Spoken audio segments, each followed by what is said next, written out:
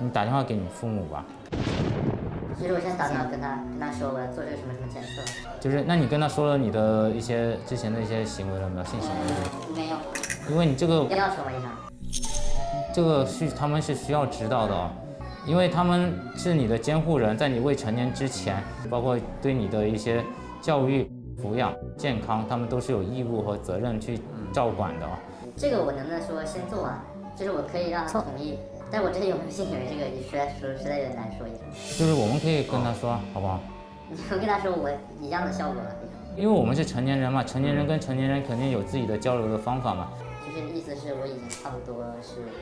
就一定要排除可能会有问题，因为治疗的话，到时候我们还是要给你转诊到专科，去给你治疗，因为我们急诊内科是没有这方面经验的啊。我现在就是没搞懂，我这到底是有问题没问题吗？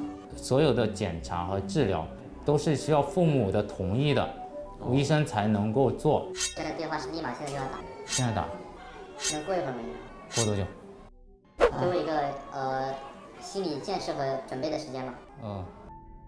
你要想尽快给自己一个答案，给自己的另外一个朋友一个答案，最负责的一个态度是尽快把父母喊过来。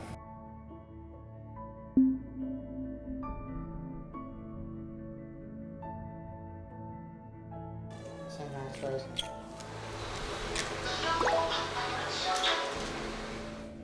那个我尿痛。怎么回事呢？医生说跟你说，然后我是未成年人，我这些有东西，有些检查那些我做不了主啊。叫医生接电话。喂，你好，请问是母亲吗？是的。就是她现在来看病，她现在有点不舒服，涉及到检查的问题，所以需要监护人你过来，我跟你当面的交流孩子的一些病情。那我想问一下，他现在严重吗？他现在目前的状态还好，主要是孩子有些特殊的一些情况需要你来了解和判断，我们共同商量怎么对孩子以后会更好啊。那你要他的话，你等我吧。可以啊，可以啊。那你尽快过来吧，好不好？好的。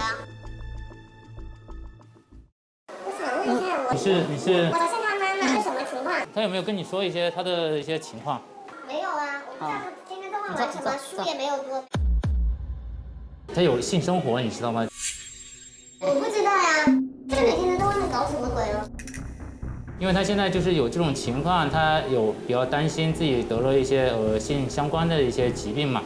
对他来最好的话，可能是要带他去成人医院或者是专科一查，会比较全面和详细。那我还是带他去专科医院吧。